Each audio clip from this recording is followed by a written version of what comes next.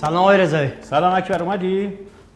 آقای رضایی این گوشت‌ها من نمیدونم کجا ببرم. بیا من بهت میگم. ببین این کاغذا رو بگیر، این گوشتا رو میبری میدی به اینا. دیگه خونه‌هاشون هم میدونی دیگه، همه آشنان، میشناسیشون. دکتر قاضی، مهندس آره غنی، دیگه. مهندس دارا، دکتر خندان، دکتر ثروتی، مهندس مالک. بچه‌های هیئت مدیرن دیگه، ببر. آقای رضایی اینا که همشون وضعشون خوبه، دستشون به دهنشون میرسه که اینا رو بذار برم اونایی که احتیاج دارن به اونا بابا بخش تو کنم. چیکار داری؟ پس فردا ما اینجا جلسه داریم، به دردمون میخوره. این گوشت قربونی نظریه دیگه، ببر. یاد بگیر، به این میگن دونپاشی. برو. چیکار داری تو؟ بعد راستی بگو مهندس رضایی فرستاده. مهندس رضایی چقدر گاوی. چی؟ میگم چه گاوی. آها اینو امروز آوردن. برو کار داریم. برو زود بیا. یا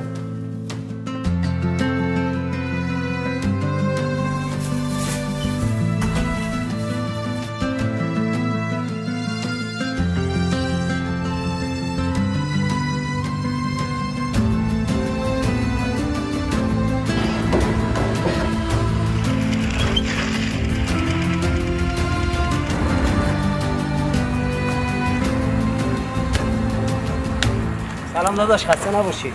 سلام. آقا بفرما گوشت قربونیه. خدمت شما. قبول بشه. سلامت باشی. داداش بفرما.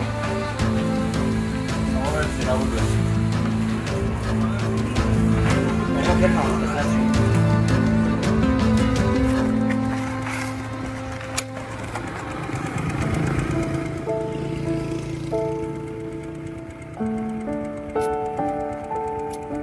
هم دکتر فلانه، مهندس فلانه، ولش کن آقا.